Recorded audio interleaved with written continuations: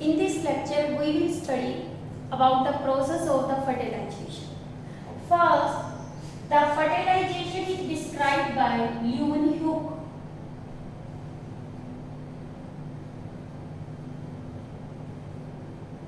In 1683. What is the fertilization? Fertilization is the fusion of male gamete, that is the sperm, and female gamete, ova, which are haploid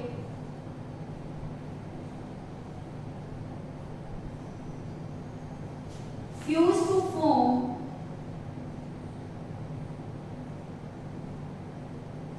diploid zygote.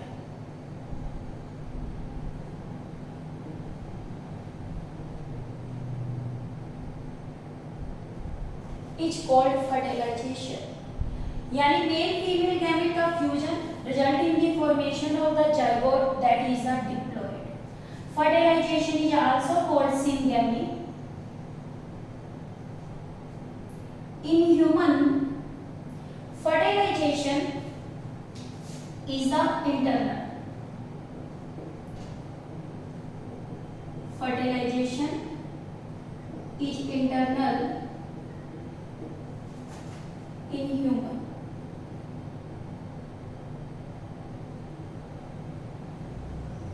And cross fertilization, human में fertilization कौन सी है? Cross. Cross fertilisation क्यों है? Dioecious condition है, mail अलग है और फीमेल क्या है? अलग. फर्टिलाइजेशन इंटरनल है, क्रॉस फर्टिलाइजेशन है. Now fertilization is species specific.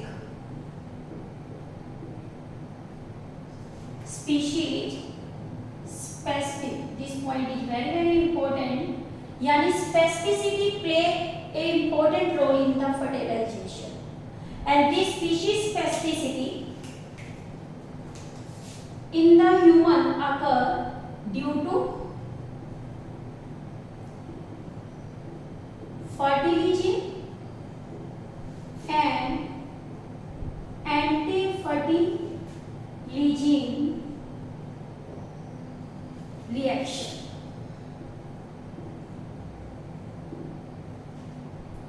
अब देखो जो फर्टिलिजिंग है वो कौन बनाता है? एग बनाता है. एंटी-फर्टिलिजिंग कौन बनाता है? स्पर्म बनाता है. यानी कि फर्टिलिजिंग एंटी-फर्टिलिजिंग रिएक्शन होती है तभी जब स्पर्म टच करता है ओवा को, सेम स्पीशीज के स्पर्म आपस में क्या कर जाते हैं? फ्यूज कर जाते हैं. फर्टिलिजिंग क्या होते हैं? एग पे, और ये किस चीज के बने होते हैं? ग्लाइकोप्रोटीन के. ग्लाइकोप्रोटीन. और ये ग्लाइकोप्रोटीन है, इसमें प्रोटीन पार्ट जो होता है it has affinity for sperm.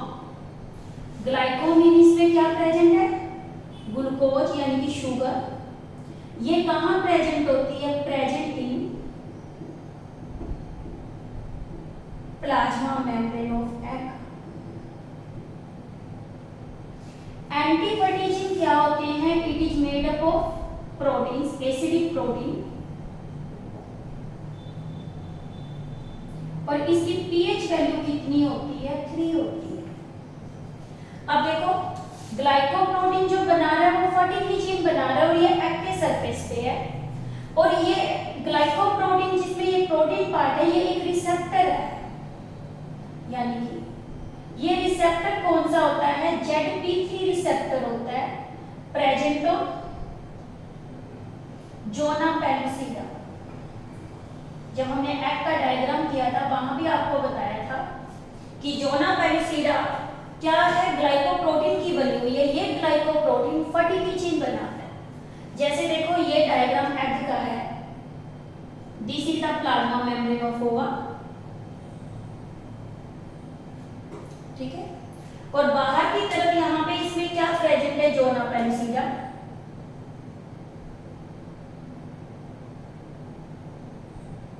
ये क्या है, zona pellucida.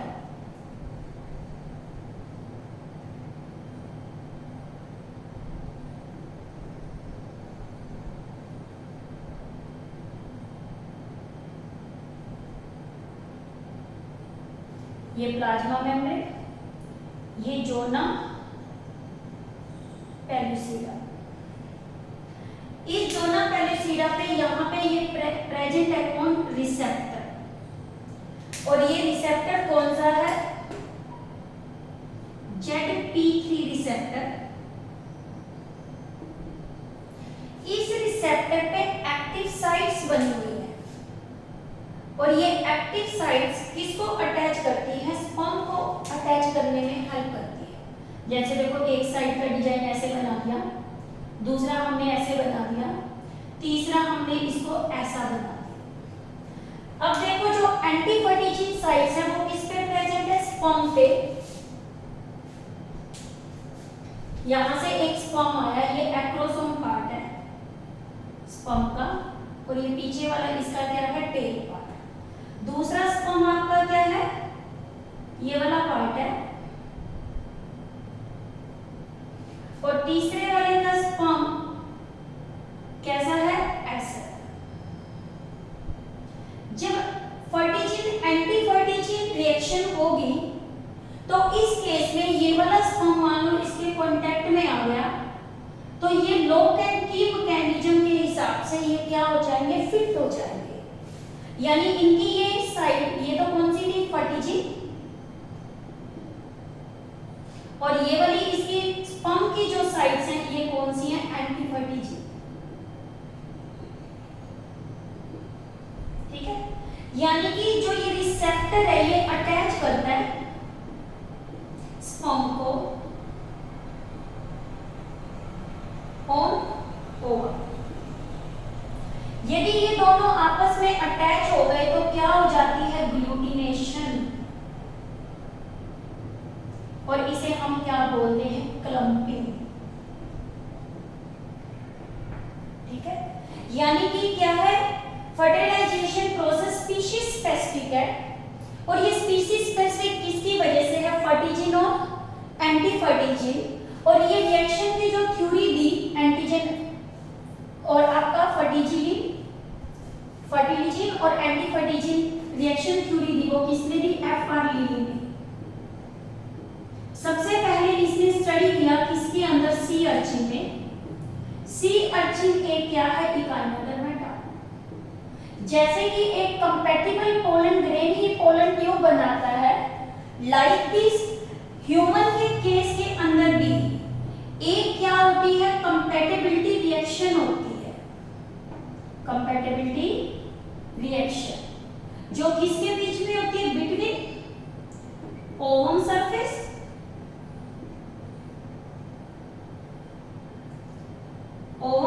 Receptor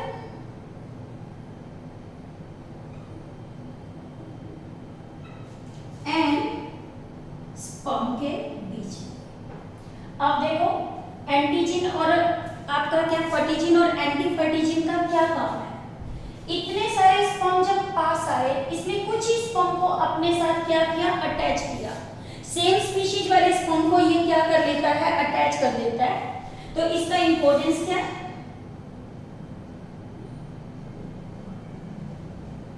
importance of this reaction. First, it makes the ova receptive. It makes the ova receptive for sperm. ठीक है। It attaches the sperm with the ova.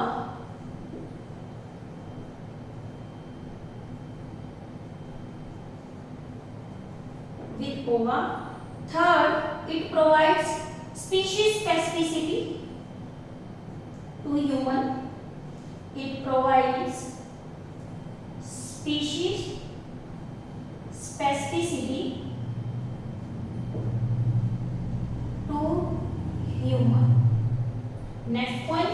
इसका काम क्या होता है? क्लम्पिंग करना। क्लम्पिंग करके इस स्पर्म को क्या करता है? Attach. It thins the number of the sperm. It thins the number of sperm. ये हमारा इंपॉर्टेंट पॉइंट है कि कंपैटिबिलिटी रिएक्शन होती है ह्यूमन के केस में, होती है, जो इसको क्या प्रोवाइड करता है? Species specificity due to fertilizin और anti fertilizin. Fertilizin due to egg और anti fertilizin due to sperm. It is mainly कैसा बना हुआ है? प्रोटीन्स का बना हुआ है। और फर्टिलिजिन किसका बनाता है? ग्लाइकोप्रोटीन, और जिसको बनाती कौन है? जोना पेप्सिड। ठीक है। Now the site of the fertilization. देखो जो साइट होती है फर्टिलाइजेशन की वो क्या है? Ampulla isthmic junction.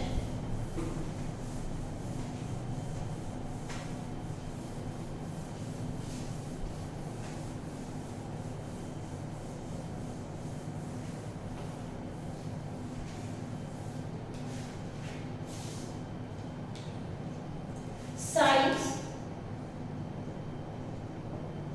of fertilization. Question is very important from mean point of view also. NCERT question है ये आपका। कौन सी साइट है? एम्प्यूला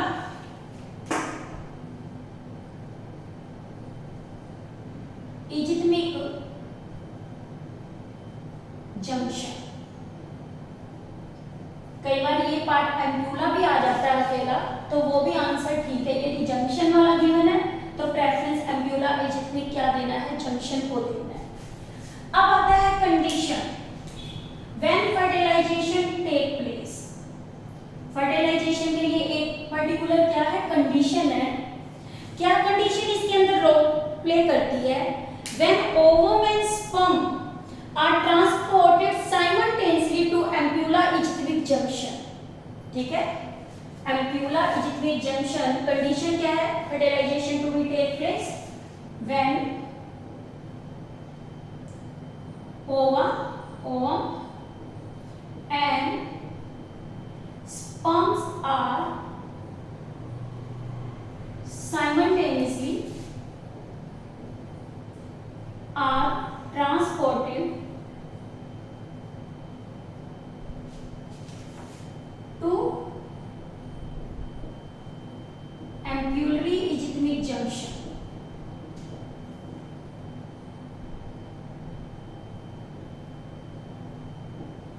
ठीक है। तो यदि ये दोनों चले जाएंगे of the fallopian tube, of the oviduct या fallopian tube.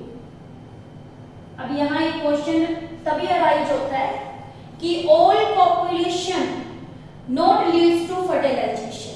Why? Now question arise why not all populations leads to fertilization?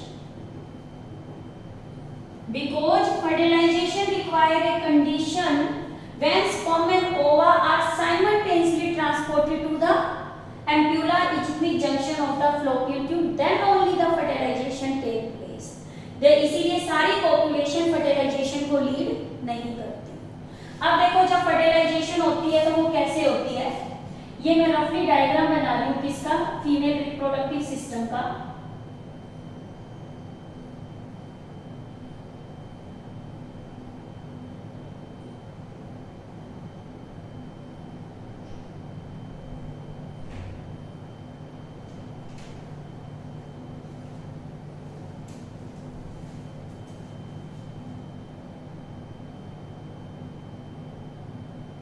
This is the diagram of the female reproductive system.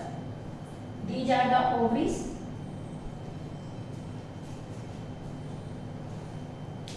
And this is the fallopian tube. सबसे पहले fertilisation के लिए जो step required होता है वो क्या होता है? Arrival of sperm. First step is the arrival of sperm। Arrival of sperm में सबसे पहले मेल क्या करता है, इंसेमिनेट करता है किसके अंदर, फीमेल रिप्रोडक्टिव ट्रैक्ट में। और ये कहां, नियर टू सर्विक्स। ये रीजन कौन सा है, सर्विक्स। इस रीजन पे मेल क्या करता है, इंसेमिनेट करता है और ये स्पर्म यहां क्या हो जाते हैं, डिपॉजिट हो जाते हैं। सबसे पहले क्या बताया, mail inseminate the female reproductive tract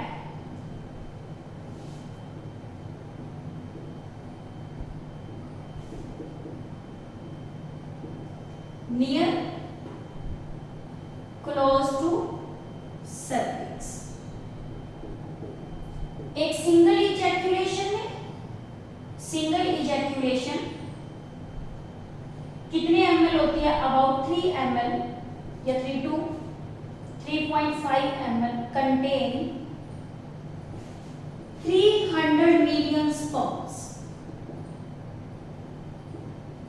यानी कि यहां इजैक्यूलेशन होगी इस सर्विक्स पार्ट पे, तो यहां सिंगल इजैक्यूलेशन के अंदर कितना आपका ml सीमन था, 3 ml सीमन। इसमें कितने स्पर्म्स थे, 300 million sperms। Second point is the movement of sperm। Second point is the movement of sperm। अब ये sperm यहां से मूव करता है, मूव करता हुआ ये क्या है, सबसे पहले इसको सिंगल इजैक्यूलेशन, ये नियर क्लोज टू सर्विक्स का यानी विजाइना पार्ट इसको क्या करता है, रिसीव करता है, ठीक है। और ये क्या है,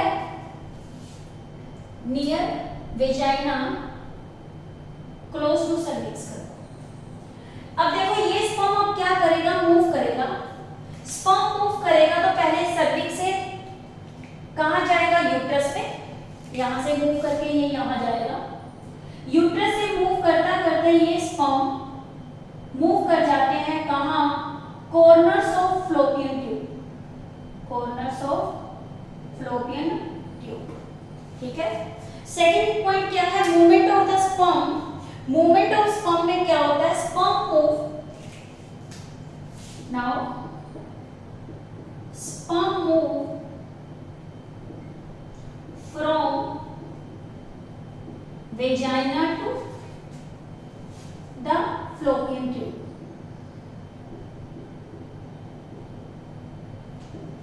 बाय मूवमेंट। और ये मूवमेंट्स किस किस की वजह से होती हैं, फर्स्ट मूवमेंट कौन सा है, एस्पिरेशन। फर्स्ट ये मूवमेंट कौन सा है, एस्पिरेशन को बोलते हैं सक्शन।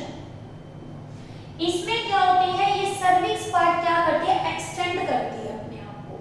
जब सर्विक्स अपने आप को क्या करेगी, एक्सटेंड करेगी, तो ये क्या करेगी, स्पर्म को सक कर लेगी कहां, अपर साइड पे। फिर यहाँ पे ये यूट्राइन कॉन्ट्रैक्शन हो जाएगी और ये यूट्राइन कॉन्ट्रैक्शन होने से तो ये कहां आ जाएगा, यूट्रस में आ जाएगा। फिर ये मूवमेंट करता करता कहां चला जाता है, फ्लोपियन ट्यूब में। बाद में इसमें कौन हेल्प करता है, फ्लैजिला। ये फ्लैजिला किसका है, स्पर्म का। यानी कि पहला मेथड इसके अंदर मूवमेंट में जो रोल प्ले करता है वो एस्पिरेशन मूवमेंट है, जिसे सक्शन मूवमेंट बोलते हैं। ये मूवमेंट किसकी वजह से होती है, इसमें एक्सटेंड कर जाती है कौन, सर्विक्स, किसके अंदर, वेजाइना में, by extension of cervix into vagina which aspirates, suck कर लेती है वो किसको, स्पर्म को। इसमें ये वाला पार्ट फिर इसके अंदर क्या करता है, रोल प्ले करता है। और फिर इसकी वजह से स्पर्म क्या करता है, मूव करना क्या कर देता है, शुरू कर देता है, ठीक है। ये एस्पिरेट करेगा स्पर्म, स्पर्म किसमें प्रेजेंट है, सीमन में, into fallopian tube.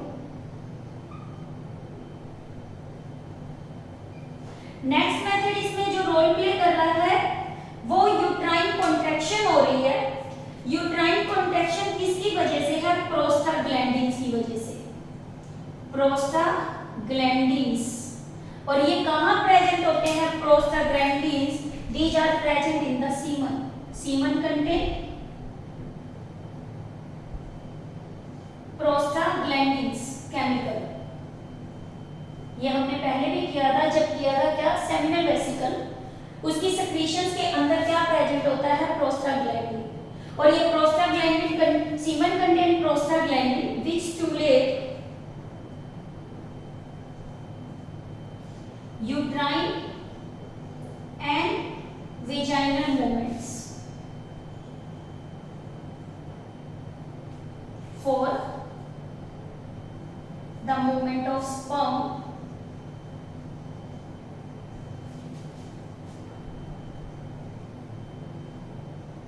into uterus. जब ये यूट्रस में या फ्लोपियन ट्यूब तक पहुंच जाता है, बाद में कौन हेल्प करता है? फ्लैजेला.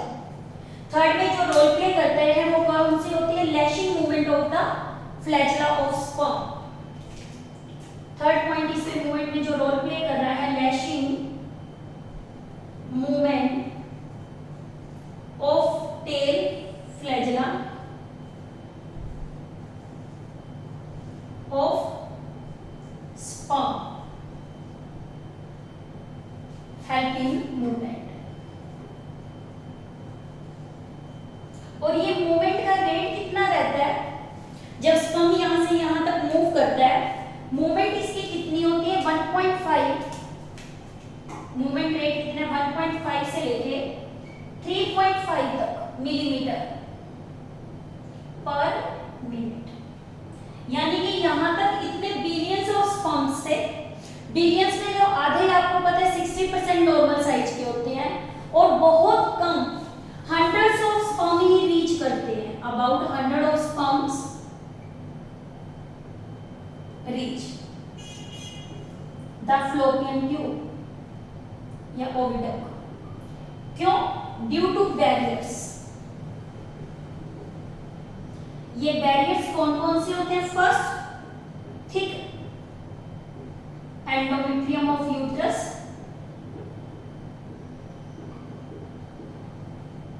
सेकंड क्या है? Acidic pH of vagina which kill the sperm. Third,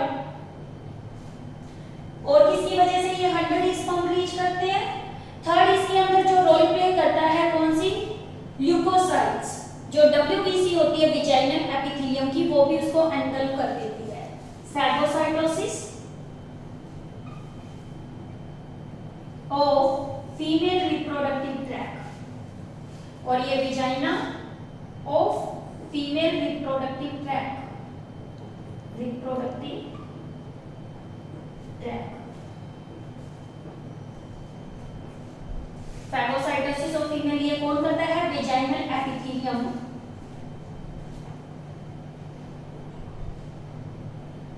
leukocytes. यानी कि हमने 2 पॉइंट्स कर लिए. अराइवल ऑफ स्पर्म हो गया, फिर बाद में किसकी हुई? मूवमेंट ऑफ स्पर्म हुई. अराइवल में तो मेल ने इंसेमिनेट किया और सिंगल इजैकुलेशन में स्पर्म को डिपॉजिट कर दिया. मूवमेंट में क्या हुआ? स्पर्म मूव करके जा रहा है कहां तक? फ्लोपियन ट्यूब में. और इसमें जो रोल प्ले करने हैं, एस्पिरेशन मूवमेंट कर रही है प्रोस्टाग्लैंडिन, और लैशिंग मूवमेंट किसकी कर रही है? फ्लैजेला की. अब ये जो स्पर्म है अपने आप को जब तक वहां तक लेके जाता है, कैपेबल भी बनाता है किसके लिए? फर्टिलाइजेशन के लिए. इसे हम क्या बोलते हैं? Capacitation of sperm.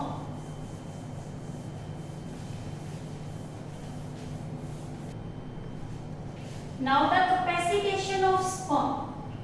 पहले हमने अराइवल ऑफ स्पर्म कर लिया, मूवमेंट ऑफ स्पर्म कर लिया. अब ये स्पर्म अपने आप को कैपेबल बनाता है फर्टिलाइजेशन के लिए ओवा के साथ. इस प्रोसेस को हम क्या बोलते हैं?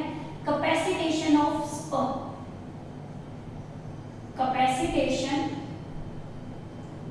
Of sperm. अब देखो ये स्पर्म जब फीमेल ट्रैक में आ गया, फीमेल ट्रैक में आने के बाद स्पर्म क्या हो जाता है? एक्टिव हो जाता है. किसके लिए? फर्टिलाइजेशन के लिए. What is the capacitation of sperm? It is the process, it is the process which makes sperm active for fertilizing with ova.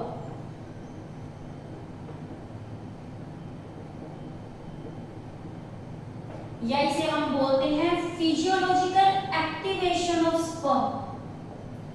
Physiological activation of sperm, इसे हम क्या बोलते हैं? कैपेसिटेशन. ठीक है. It occurs in the female reproductive tract. It occurs in the female reproductive tract which removes, जैसे देखो ये स्पर्म है, इस स्पर्म के ऊपर ये वाला पार्ट एक ब्लैक कलर की मैंने लेयर दिखा दी. देखो दिस इज द एक्रोसोम. ये एक्रोसोम है, ये इसका न्यूक्लिएटेड पार्ट है. फिर यहां से आ रहा है तो ये स्पर्म है.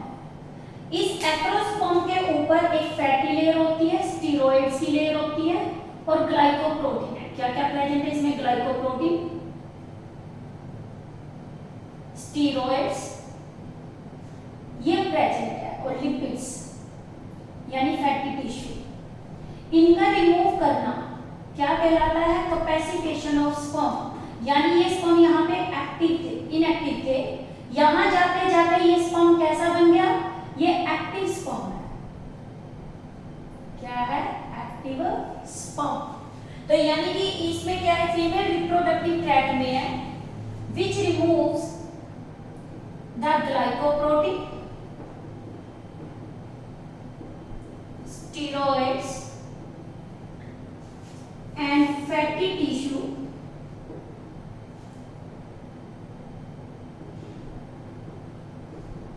present on acrosome by their secretion. It exposes the receptor site of sperm for ova. ये कितना टाइम लेता है? It takes 5 to 6 hour for capacitation. Female reproductive tract के अलावा सीमन आल्सो कंटेन न्यूट्रिएंट. ये न्यूट्रिएंट भी क्या करते हैं? एक्टिव करते हैं किसको? स्पर्म को. सेकेंड इसमें क्या प्रेजेंट होते हैं? Alkaline nature. ये भी नीडेड है किसके लिए? For sperm motility.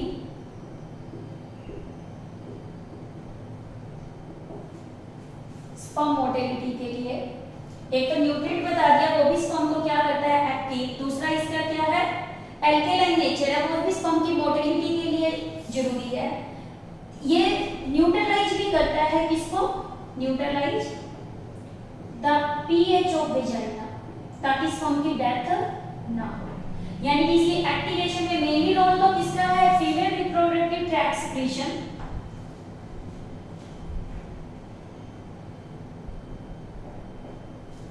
और सेकंड इसमें क्या है? सीमन के अंदर ही कंटेंट है, वो भी इसमें क्या करते हैं? Role play. Now the last point, arrival of secondary oocyte. अब देखो अराइवल ऑफ सेकेंडरी oocyte में ओवरी में यहाँ पे क्या थी? Graafian follicle. ओवरी में यहाँ पे क्या थी? ये प्रेजेंट है ग्रेफियन फॉलिकल.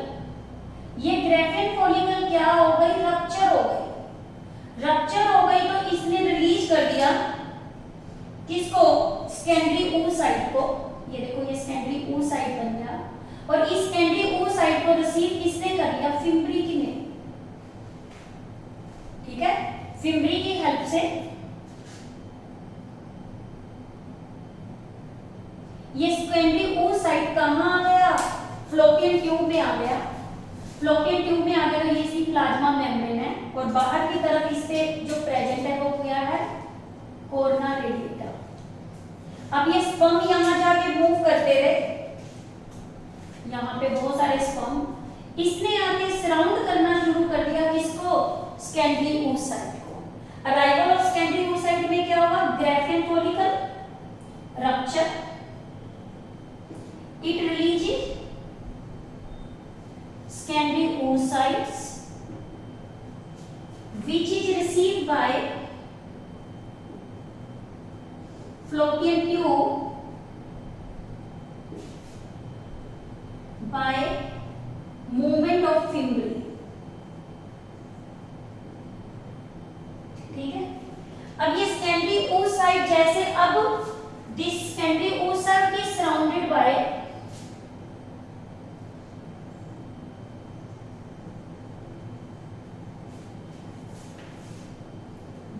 many sperm। ठीक है, ये जो सेकेंडरी oocyte है फिर क्या होगा, सराउंड हो गया बहुत सारे स्पर्म से, और ये स्पर्म की entry which provides stimulus to ova to secondary oocyte for completion of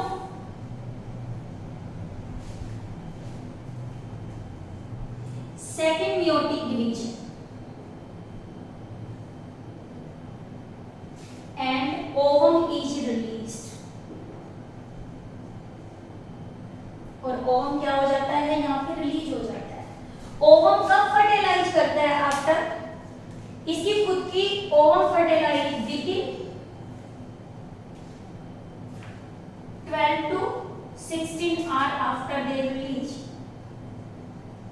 इसमें एबिलिटी है अपने आप को क्या करने की, फर्टिलाइजेशन की। कब, विद इन कितनी रेंज तक बताया आपको, 12 to 16 आवर। बट आज के टाइम में रीसेंट स्टडी क्या कहती है, ये 6 आवर आफ्टर दे रिलीज क्या होते हैं, कैपेबल ऑफ फर्टिलाइजेशन। ये कंडीशन है इसकी, ठीक है। Within 12 to 16 hour of they release they fertilize, और इतने में ये रिलीज कर देंगे, और 6 आवर में ये क्या कर जाते हैं, रिलीज कर देते हैं, और इसे ओवा स्पर्म से फर्टिलाइज हो जाएगा और क्या बन जाएगा, zygote. In the next lecture we will study what are the physical and